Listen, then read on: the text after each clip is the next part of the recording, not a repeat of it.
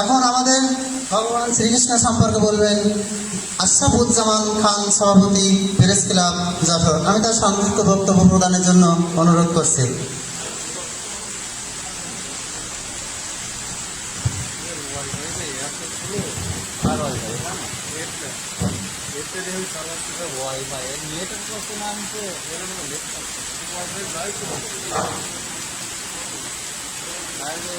ভগবান শ্রীকৃষ্ণের 5246তম শুভ আবির্ভাব ও জন্মাষ্টমী উপলক্ষে আজকের এই দেবালয়ের অনুষ্ঠিত অনুষ্ঠানের সম্মানিত সভাপতি, বিশেষ অতিথি আমার পরম শ্রদ্ধেয় কেশবপুর পূজা পরিষদের সাধারণ সম্পাদক, যুগ্ম সাধারণ সম্পাদক গৌতম রায় সহ সাংবাদিক বন্ধুরা এবং ভক্তবৃন্দ সকলকে আন্তরিক অভিনন্দন, শুভেচ্ছা জানাচ্ছি।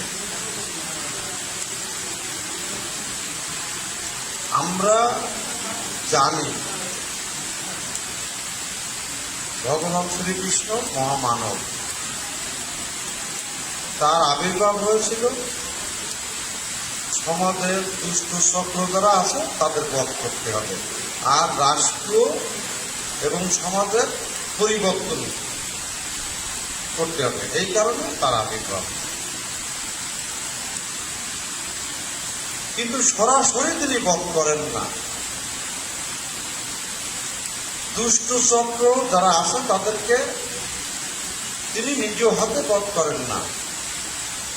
তার নির্দেশিত পথ মত আমরা গ্রহণ করে আমরা বিভিন্ন প্রসারের মাধ্যমে ওই যারা দুষ্ট চক্র তাদেরকে আমরা বধ করে থাকি। আর তার আদর্শ, তার নীতি এবং তার যে মতামত ছিল সেটা আমরা লালন করি, ধারণ করে রাষ্ট্রের কিছু পরিবর্তন করে থাকি। এইটাই হচ্ছে মূল উদ্দেশ্য ছিল ভগবান শ্রীকৃষ্ণের। আমরা সেটা আমরা পালন করে আসছি, যুগ যুগ ধরে আমরা সেই নীতি আদর্শ আমরা যথাযথভাবে পালন করে আসছি। অনেক বক্তা বলেছেন, 2-3 বক্তা বলেছেন শ্যামল সরকার সম্পর্কে, আমাদের এই জন্মাষ্টমী পালন উপলক্ষে এবং উন্নয়ন সম্পর্কে অনেক কথা বলেছেন। আমরা কিন্তু যারা মুসলমান, আমরাও কিন্তু আপনাদের সঙ্গে থেকে আমরা ভগবান শ্রীকৃষ্ণের অনুষ্ঠান করে থাকি।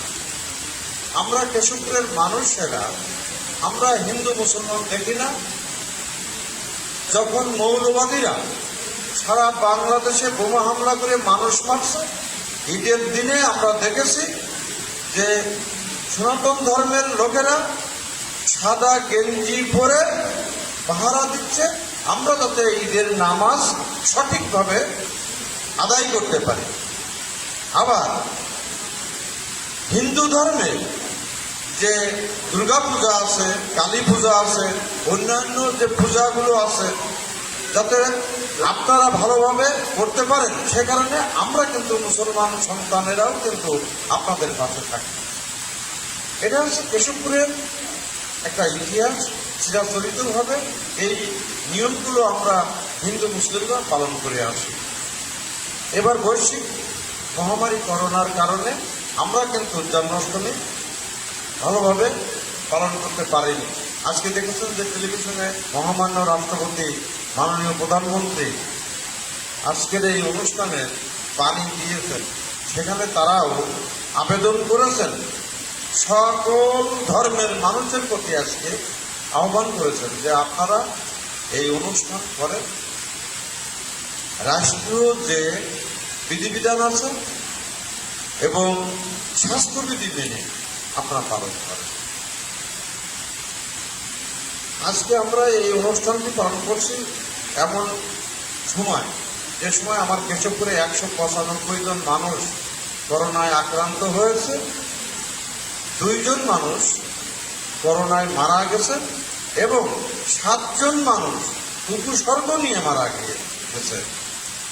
গতকালকেও একজন আমাদের বড় ব্যবসায়ী খগেন্দ্রনাথ পাল উনি মৃত্যুবরণ করেছেন এই করোনায়। কিন্তু আমি বেশি কথা বাড়াবো না। শ্যামল আমার বন্ধু মানুষ, একসঙ্গে পড়াশোনা করতাম, একসাথেই সাংবাদিকতা শুরু করেছিলাম। ও ঢাকায় আছে। ও ঢাকায় থাকার কারণে বিভিন্ন ধরনের মানুষের সঙ্গে ওর মেলামেশা হয়েছে, যেটা আমরা কখনো পারবো না। মহামান্য রাষ্ট্রপতি, মাননীয় প্রধানমন্ত্রী, মাননীয় মন্ত্রী পরিষদ সদস্যবৃন্দ, মাননীয় সংসদ সদস্যবৃন্দ এবং সরকারের কিছু গুরুত্বপূর্ণ ব্যক্তির সাথে তার সুসম্পর্কের কারণে আজকে কিন্তু এই দেবালয় প্রতিষ্ঠা হয়েছে। আজকে এত বিল্ডিং হয়েছে, এই এলাকার উন্নয়ন হয়েছে, কেশবপুরের উন্নয়ন হয়েছে, কেশবপুরের অন্যান্য মন্দিরের উন্নয়ন হয়েছে, এমনকি মসজিদেও টাকা এনে দিয়েছে।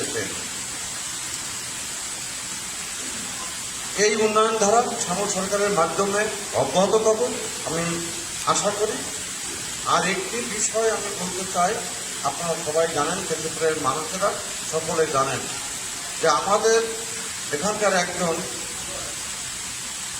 সরকারি কর্মকর্তা মিজানুর রহমান উপজেলা নির্বাহী কর্মকর্তা ছিলেন। এখানে সনাতন ধর্ম সম্পর্কে কটূক্তি করার কারণে আমরা হিন্দু ধর্মের ইজ্জত রক্ষা, সম্মান রক্ষা করার জন্য আমরা এখানকার হিন্দু মুসলমান সবাই মিলে তার বিরুদ্ধে আন্দোলন শুরু করেছিলাম।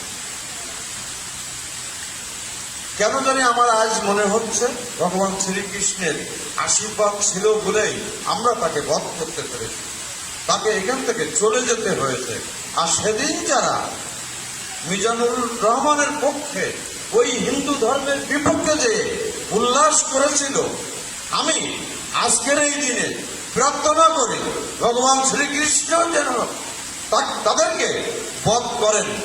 আপনারা সবাই ভালো থাকেন, সুস্থ থাকেন। সকলকে ধন্যবাদ।